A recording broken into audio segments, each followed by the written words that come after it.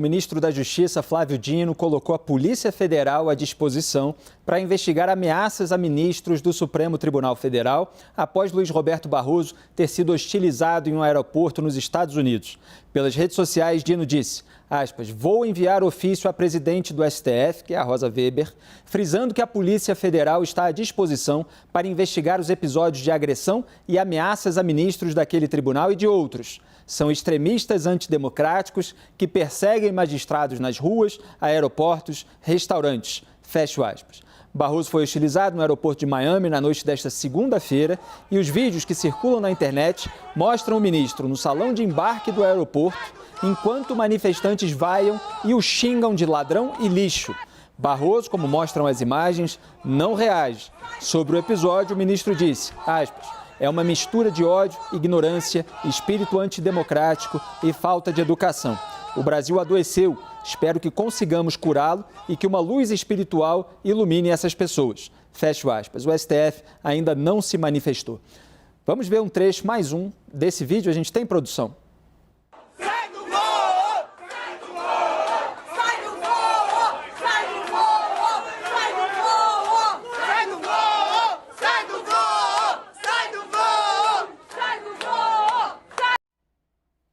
Muito bem, dos trechos que eu vi, tinha esse pede para sair, sai do voo, em coro, lixo e ladrão. Pode ser que haja outros xingamentos aí sendo identificados. Eu acho que ladrão é um passo além, né? Já é algo que pode ser enquadrado em crime contra a honra, a gente sabe, porque muitas vezes tem processo aí envolvendo rede social e muitos juízes dão decisão favorável de crime contra a honra nesses casos. E é claro que há muita gente que defende que possa haver uma alteração na legislação para que os cidadãos possam se dirigir de uma maneira mais hostil aí a ministros. E a gente entra naquele debate, vou começar por você, Hélio Beltrão, sobre os limites da crítica legítima, da hostilidade, do crime contra a honra, do ambiente, o que é legítimo, o que não é. É um pouco complicado só pelas imagens, claro que pode haver mais apuração da imprensa, saber o motivo pelo qual cada uma dessas pessoas estava sendo hostil ao Barroso. Mas é claro que se pode imaginar uma série de hipóteses. Eu já imagino o negócio do perder o Mané, que pegou mal, né? De novo, eu acho que ele se arrependeu de ter dito isso. Mas pega mal, porque as pessoas levam o pessoal, perdeu, nós perdemos, quer dizer, eu estava com o Lula na cabeça das pessoas, o Barroso está então com o Lula e nós perdemos. Quer dizer, isso incentiva, essa atitude dele eu acho que incentiva, o que não justifica ter esse tipo de atitude. Eu sou contra esse tipo de atitude em geral. Eu só não acho que uma pessoa deva ser presa por causa disso. Eu me lembro do episódio no Clube Pinheiros, já faz anos isso, do sujeito que xingou no Clube Pinheiros o Alexandre de Moraes. E o Alexandre de Moraes chamou, o cara foi detido, levado à delegacia e foi indiciado, né? Isso eu sou contra isso. Isso é uma crítica. Se a pessoa não foi ostensivamente, não representou uma ameaça iminente à individualidade do ministro, ou de qualquer brasileiro, hein? Não estou falando, eu acho que tem que ser igual para todos os brasileiros. Eu acho que não, tem que respeitar, entendeu? O estabelecimento, o Clube Pinheiros, tem suas regras. Possivelmente não pode fazer esse tipo de coisa no Clube Pinheiro. E aí o sujeito que fez uma besteira dessa é convidado a se retirar, pode ter punições, se é sócio pode ter mais punições, aí ok. Mas o meu medo é o exagero. Eu sou contra esse tipo de coisa, sou contra até xingar em público, eu acho horroroso tudo isso. Mas você colocar na cadeia, deter, indiciar uma pessoa que fez um xingamento, quem não faz xingamento uma vez na vida? Tem sempre o dia que você, mesmo o cara que nunca xingou nada, um dia caiu um troço, bateu o dedinho, vai, xingamento. É a escuta da Madre Teresa de Calcutá, a Madre Teresa. E em algum momento vai extravasar, e desde que não represente uma agressão física, uma ameaça iminente, eu acho que a pessoa não deveria responder criminalmente por isso. E vai responder criminalmente por outro lado. Pela calúnia, como você falou. Calúnia, injúria, difamação, muitas vezes rende não prisão, né? No processo entre pessoas comuns, você chama advogado, o advogado entra com a ação, você tem todo o processo judicial e no final geralmente dá indenização por danos morais, por exemplo. Mas está no Código Penal e a posteriori a pessoa... Agora, a pessoa falou, não, vamos deter o cara, leva para a delegacia, indiciar. Eu acho que isso é um exagero do outro lado. Daniel, qual é a sua avaliação desse episódio, mais um aí de hostilidade com uma autoridade? Eu Concordo com o ministro Barroso com o que ele disse. É sintoma de um país adoecido. Esse extremismo analógico, porque é um extremismo que ainda está na base do xingamento e pode facilmente derivar para uma agressão física. Entendo o ponto do Hélio, mas acho que a gente caminha sempre muito no fio da navalha ali. Quando resvala numa ameaça à integridade física e à integridade moral, acho que a gente não precisa esperar acontecer o pior. Então, longe de mim saber no campo do direito ali, quando a gente tem prisão preventiva, por exemplo, que é uma ameaça iminente, né? Eu não sei quando cabe prisão, quando não cabe prisão. Agora, eu acho que esse extremismo que está caminhando para um flerte com o autoritarismo, isso me desagrada muito. Esse é o caso do extremismo analógico. Tem o digital também, que está nas redes sociais, em que você, muito frequentemente, por dar um clique, dar um coraçãozinho, dar um like ali numa coisa que você achou interessante, que flerta com uma hostilidade, flerta com uma posição, às vezes, xenófoba, racista, preconceituosa, você facilmente, por causa do algoritmo, vai caindo em degraus um pouco mais altos de xenofobia, de preconceito, de racismo, e aí, progressivamente, vai se tornando um extremista. Então, isso me preocupa tremendamente. Acho que, de certa forma, tem razão, sim, o ministro Barroso, porque não dá para tolerar mais esse tipo de coisa. E isso está sendo todos os dias, praticamente.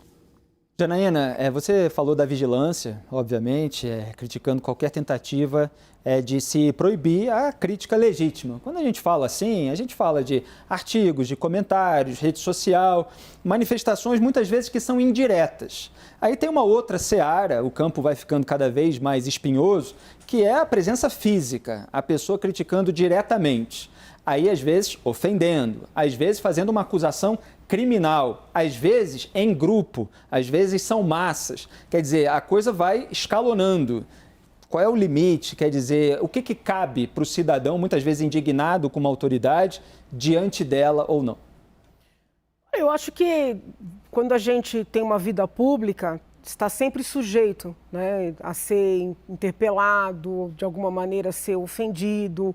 Existe uma tolerância, né, das democracias com isso. Então, eu não sou muito defensora de punições. Mas, como alvo, né, eu acho que a gente precisa trazer esse diálogo. Eu já falei aqui sobre isso que o ministro falou, né, de uma sociedade adoecida, de uma necessidade de luz espiritual. Eu comungo desse entendimento. Quando eu pedi o impeachment da ex-presidente Dilma, fizeram isso comigo lá em Brasília, mas era o pessoal da esquerda. E aí ninguém se indignou, porque quando é a esquerda, todo mundo acha que é liberdade de expressão e de manifestação. Eu, muito embora nunca tenha pedido para ninguém ser punido, porque eu prefiro, né, lidar com tolerância com esses episódios, eu não achei que aquilo era liberdade de expressão e de manifestação, e também acho que o que fizeram com o ministro não é. Eu entendo que nós já passamos da hora, sabe, de olhar para essa situação. E as pessoas têm que começar a se indignar, independentemente de quem seja o alvo e independentemente de quem seja o agressor. Porque ainda é uma indignação seletiva. Ainda é uma indignação seletiva. Houve situações de mulheres mais ligadas à esquerda que foram hostilizadas na mesma semana em que eu fui hostilizada. A imprensa ficou indignada com o que aconteceu com estas mulheres, com razão. Mas o que aconteceu comigo foi aplaudido por muita gente. Então, eu acho que a gente tem que começar a olhar os fatos, né? Não é a sociedade que eu quero. Não é porque é um ministro do Supremo, é porque é um ser humano. Não é a sociedade que eu quero. Às vezes você está com um parente que não tem nada a ver com as suas posições políticas, com as suas posições jurídicas. Hoje as famílias estão divididas. Às vezes você está com um irmão que tem uma ideia, um perfil ideológico que é o contrário do seu e ele está sendo hostilizado junto. Então, a gente tem que começar a refletir que sociedade a gente quer, sob o ponto de vista ético. A minha preocupação já não é mais, olha, você pode ter um inquérito, você pode ter um processo, né? Isso pode ir para o juiz, porque eu quero ter um momento em que juízes, promotores, delegados vão cuidar de coisas importantes, sabe? A minha abordagem com o direito sempre foi de guardar, porque é muito caro. O poder judiciário, a manutenção dessa máquina toda é algo muito caro. A gente não tem que gastar esse aparato todo com esse tipo de situação. Mas a gente precisa de uma sociedade que consiga conviver. Está adoecida mesmo. A sociedade está adoecida e não é de agora. Tem um ponto importante que você está colocando, que é objeto também de reflexão minha, de artigos, de comentários, e que a gente debateu ontem aqui, que é a formação educacional mesmo. Não falando no sentido genérico de o problema do Brasil é a educação, mas indo já na questão específica.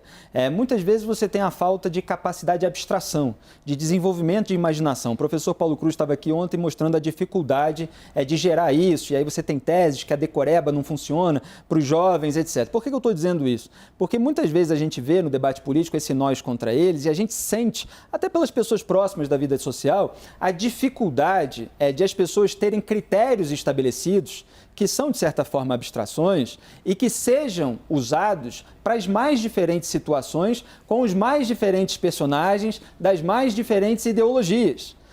Muitas vezes o que essas pessoas têm na cabeça o inimigo é aquele, contra ele está tudo certo. Uhum.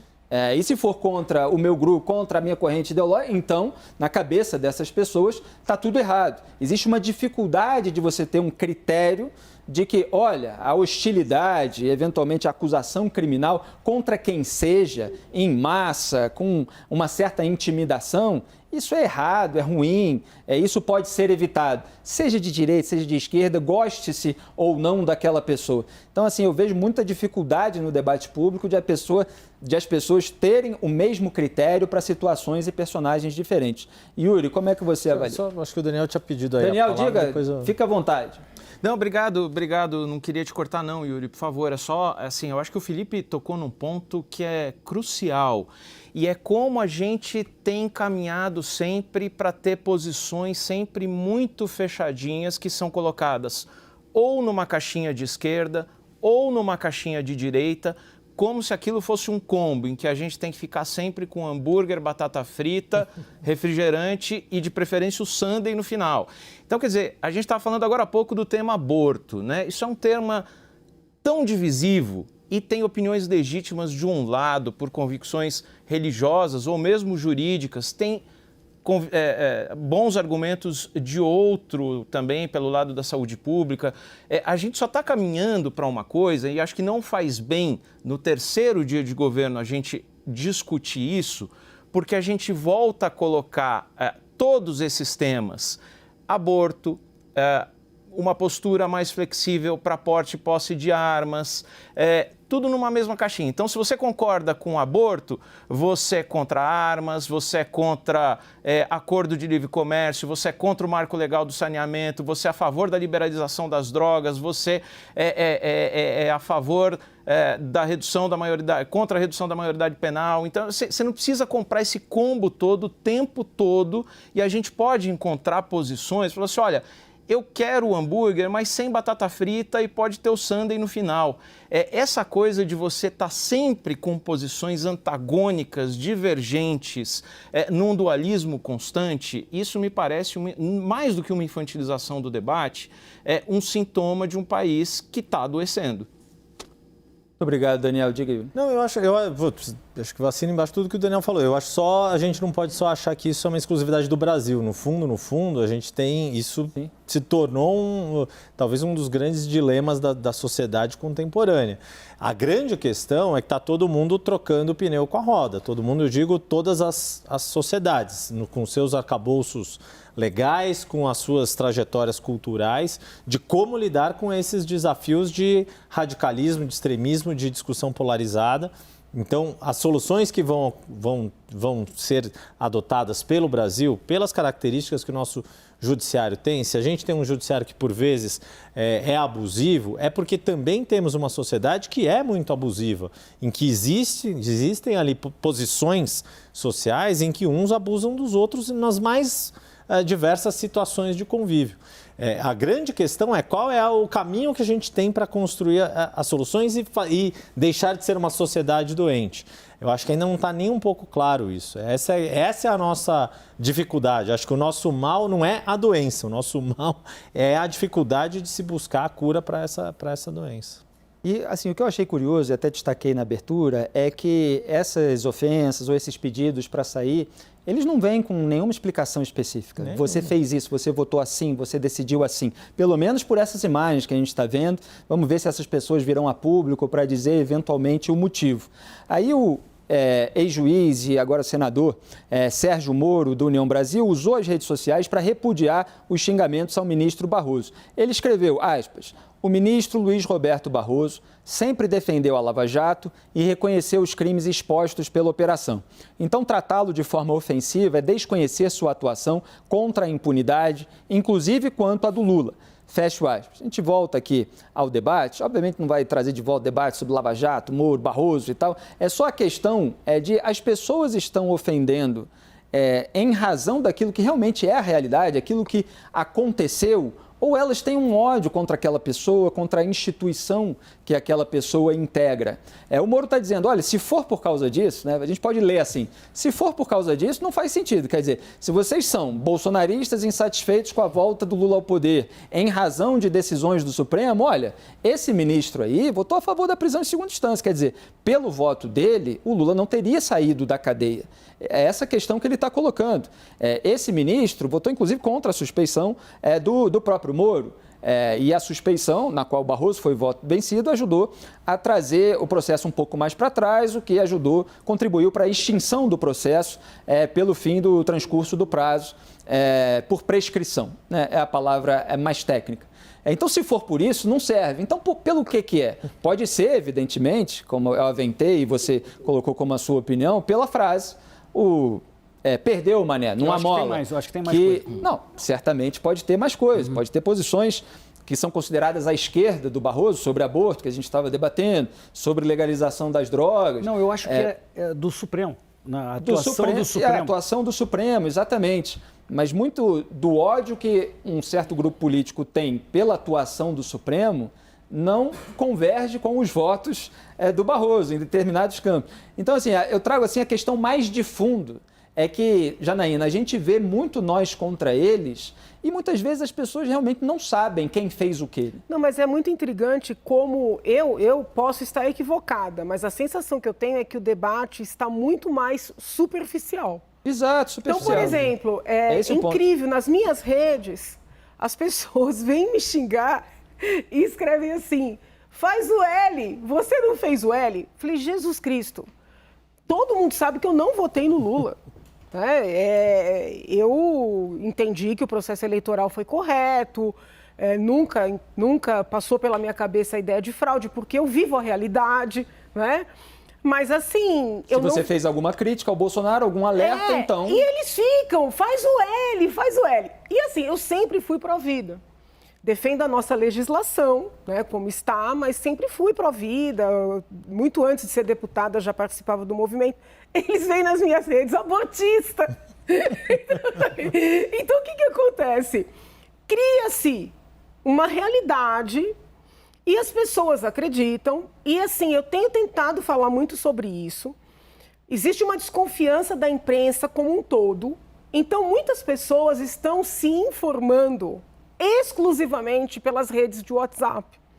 Tá? Eu não sou favorável a nenhum tipo de censura. Informando entre aspas mesmo. Não, entre aspas, tirar perfil de ninguém. Eu sou muito pró-liberdade, mas eu fico preocupada porque às vezes eu compartilho uma notícia, né, de um veículo e eles brigam comigo porque eu estou acreditando na imprensa. Aí eu falo, gente, olha, vocês podem ler as redes do WhatsApp, as listas, né? Mas leiam também outros veículos, procurem ler veículos com vieses diferentes, até para que vocês possam formar uma opinião.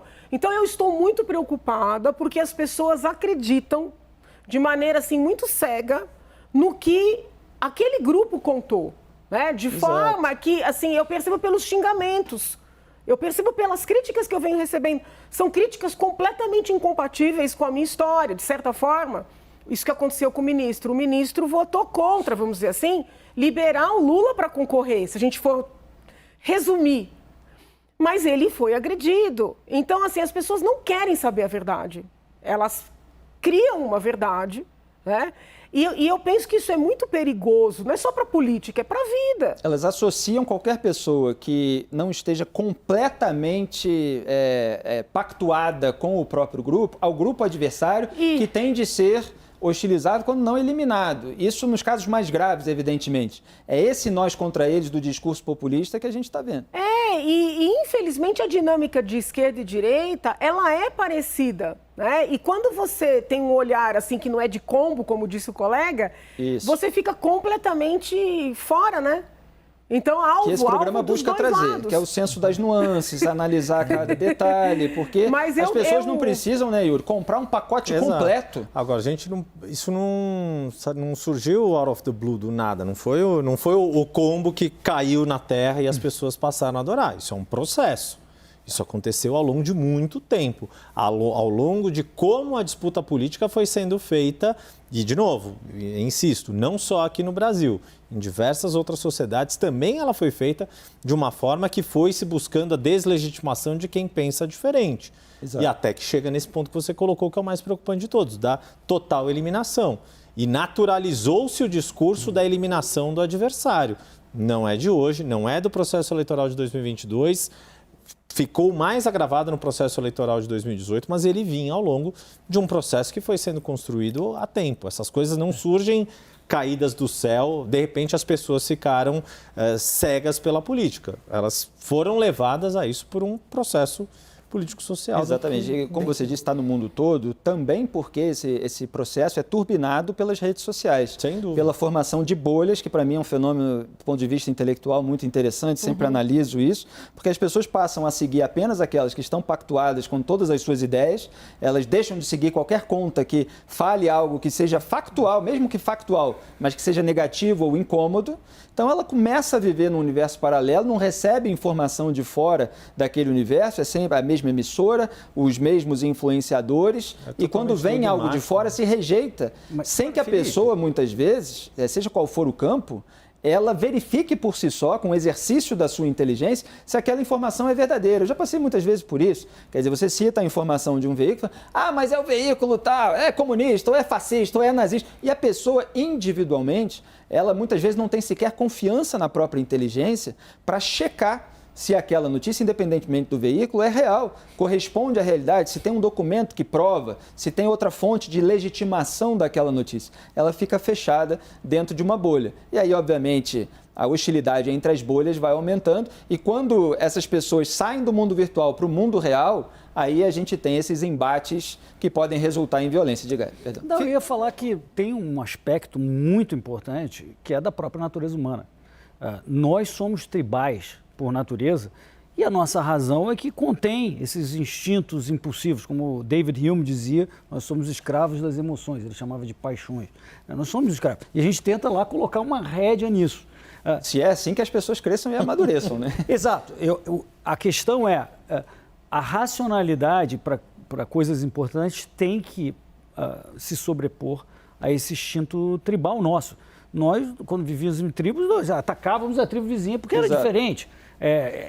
Parte... Mas é isso, o comportamento tribal, é isso que eu estou descrevendo. E eu queria só completar dizendo que eu não acho que a rede social, que é só uma tecnologia nova, explique a bolha ou o tribalismo. Claro, isso aconteceria...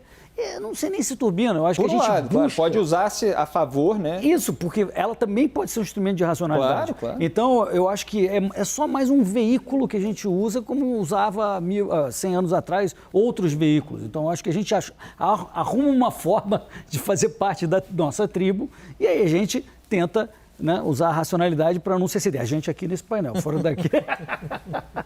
Fora daqui o negócio é mais embaixo. Vamos em frente, esse debate ainda vai permear muitos outros assuntos, muitas outras notícias ao longo dos próximos... Eu ia falar 4 anos porque é esse mandato, mas vai durar muito mais ainda.